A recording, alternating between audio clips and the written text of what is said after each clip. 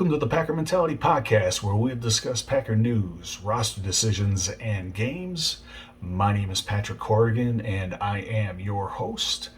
I am also a Packers shareholder.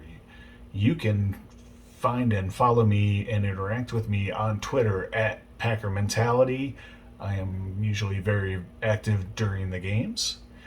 My podcasts are available on YouTube, Spotify, Google Podcast, and Anchor.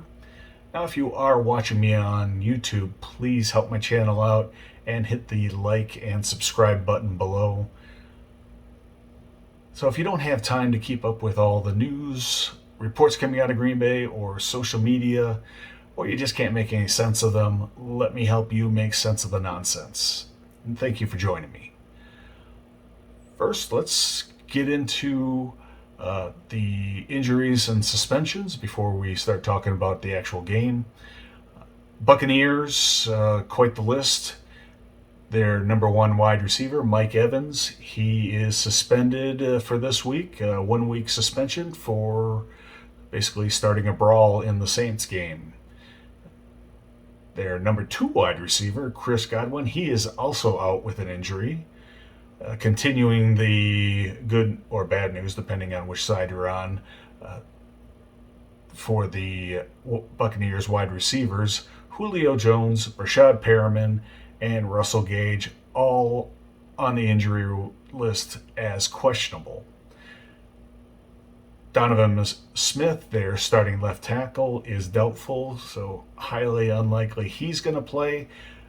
Some guys that are not on the injury list because they're already out for the season on the Buccaneers offensive line are their starting center, Ryan Jensen, and their starting left guard, Aaron Stinney. So they are basically missing the entire left side of their offensive line. On the Packers side, Sammy Watkins was already listed as being out for this week with a hamstring injury. Packers this morning put him on injured reserve. He's going to be missing at least 4 weeks. Well, not entirely unexpected that he's missing several weeks because his hamstring injuries, which he's had in the past, always seem to linger and have been a problem for him throughout his career. It is too bad. He's been pretty solid so far and actually had a really nice game against the Bears. So it's too bad. Randall Cobb and Mason Crosby, both questionable with illness. As long as they're upright and, feeling better, it's not an injury, so they're not rehabbing or anything like that. So if they're upright and, feeling okay, I expect them to play. Mercedes Lewis is questionable. He did practice on Friday, so I do expect him to play on Sunday. Christian Watson, however, also listed as questionable. He did not practice on Friday. Not a good sign for him to play on Sunday. It's a hamstring, so I don't know. I expect them to be fairly cautious with him. Elton Jenkins, full participation this week. He'll play. So their offensive line is intact for this week.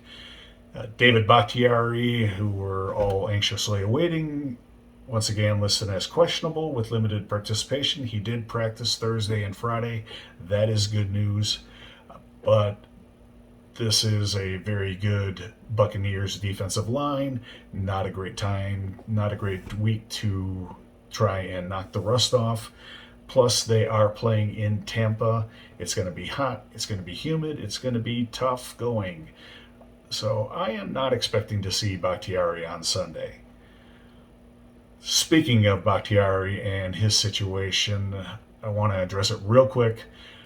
People have been very critical and downright nasty on social media to Bakhtiari and the Packers. You guys need to get a grip and lay off. You're way off base. First off, kind of coming to defense of the Packers, as far as the contract for Bakhtiari goes, that they're getting, crucified for signing to that contract. They signed him to the contract in October of 2020, and Bakhtiari got hurt in December of 2020.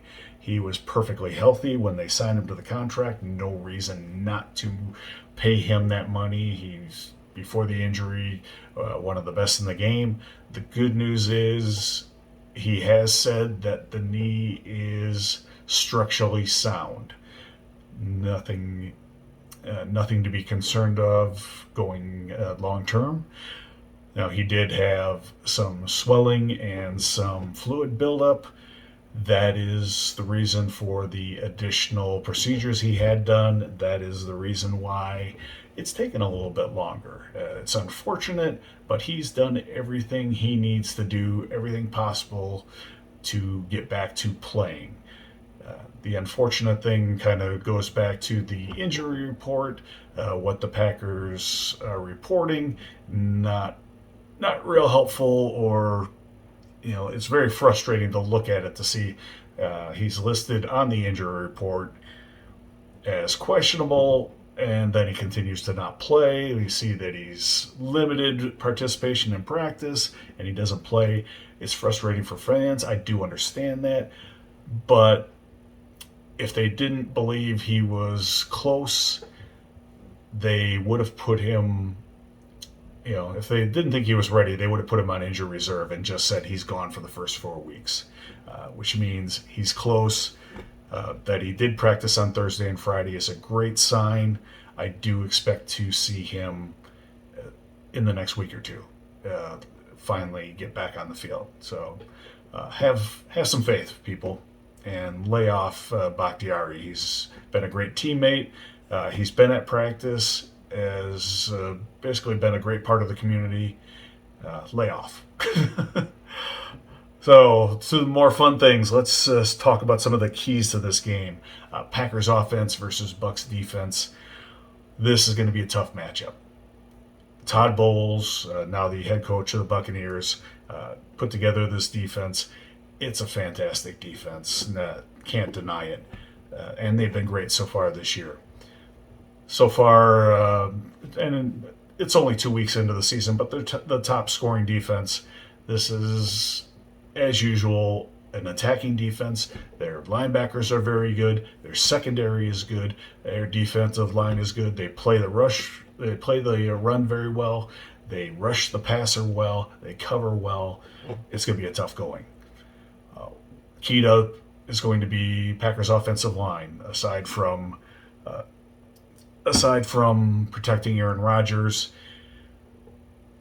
they're going to need to run the ball. And the good news is this is going to be the second week in a row with the same starting 5 in the same positions. Don't think they've been able to do that at all at any time so far this season. Even through training camp, I don't think these guys lined up in those positions next to each other at all during training camp. So more time spent together, improve the communication, get that all down. Should be a better performance this week. They should be better. One of the things that I expect to happen this week, and I loved seeing it last week, get 30 touches for Aaron Jones and A.J. Dillon. Run the ball. Offensive linemen love the run block. Gives them the chance to go hit somebody rather than having to receive the hits. They love that. Would rather do that all day. Let them fire off the ball and try to make some holes. Coach LaFleur needs to scheme up some mismatches for Jones and Dillon. Move them around, get them moving, split them out, get those linebackers out of position, make them uncomfortable, get them touches, wear down the defense. It's going to be hot. It's going to be humid. It works both ways, both teams. The more you keep that defense on the field, the more you pound on them. Odds are, at the end of the game, they're going to be gassed. This game is probably going to come down to the last 5 minutes of the game, and if they've been pounded on all game, odds are something's going to break. So, with all the injuries on the Packers wide receivers, this is going to mean more opportunities for Romeo Doubs. He was great during training camp, during minicamp. He's been solid the first couple weeks. He's going to get more opportunities.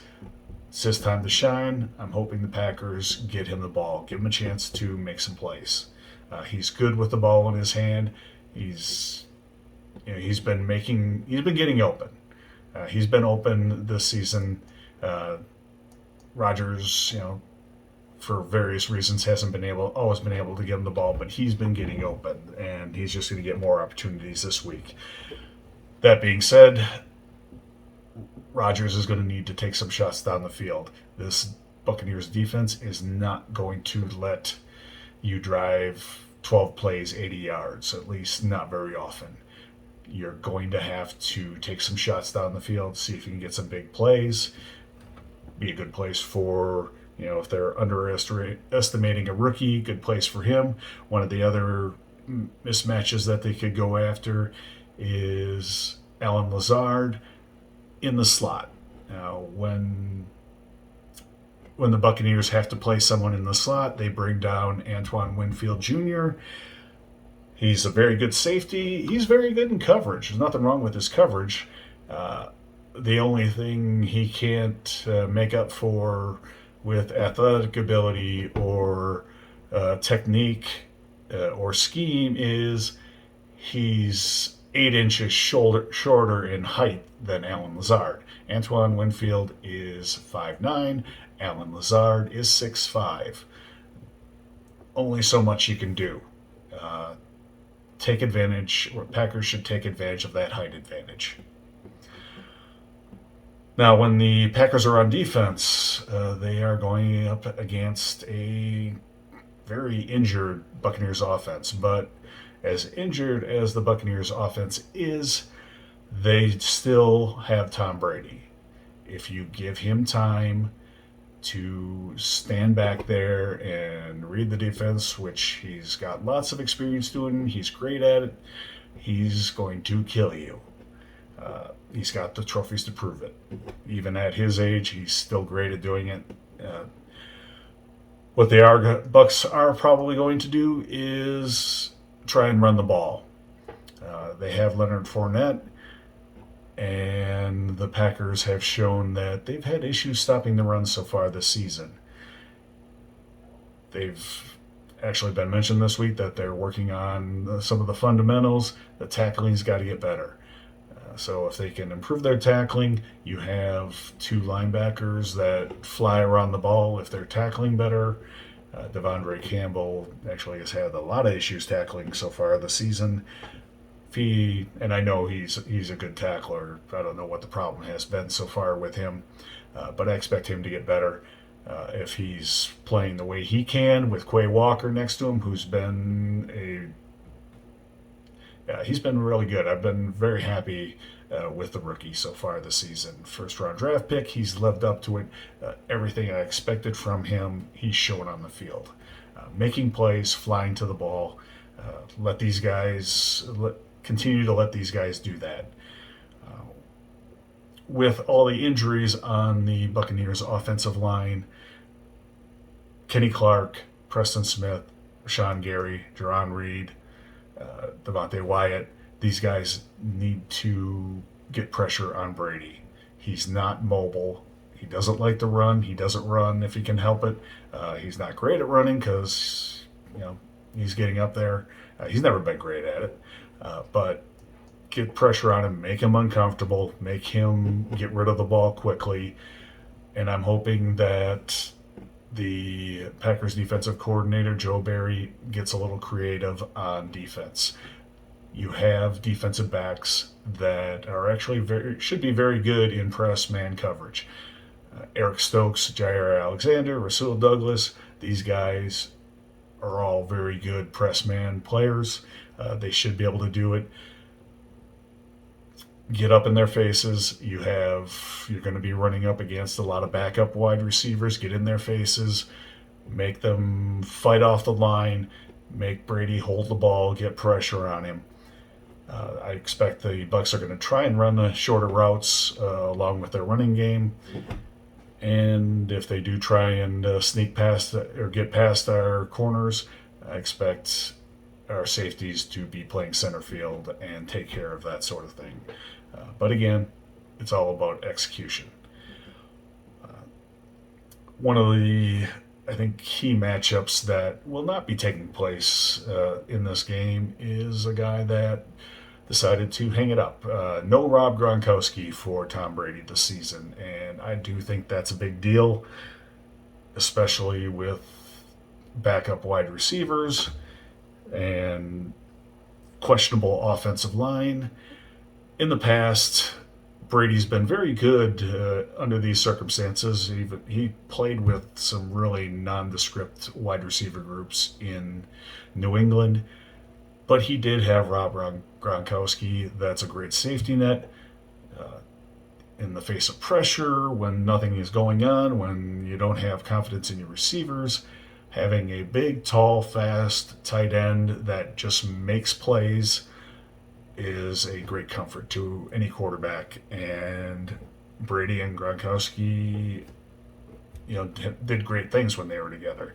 It was a huge safety net for Tom. He does not have that this season. No offense to the Buccaneers tight ends that they have right now. They're not Gronkowski. So that is, some comfort to Packer fans and anybody the Buccaneers play, that they don't have to deal with that. And we'll see how the Buccaneers overcome that. With that all being said, I don't expect this to be a shootout. I expect this to be a low-scoring game, and in low-scoring games, all the details matter.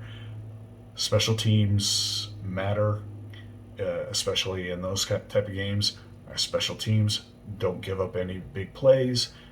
Don't cause any field position issues. Don't force our offense to start deep by having a bad return, not blocking on the returns, making bad decisions on the returns. Can't have that. This is too big a game, and just the slightest mistake can swing this game. And I'm hoping we're not talking about that. So speaking of it, I will be back early next week to go over how this game turned out. Please hit the subscribe and notification buttons below, and to get the alerts when I upload that episode. And in the meantime, please enjoy the game and have a great weekend. Go Pack Go.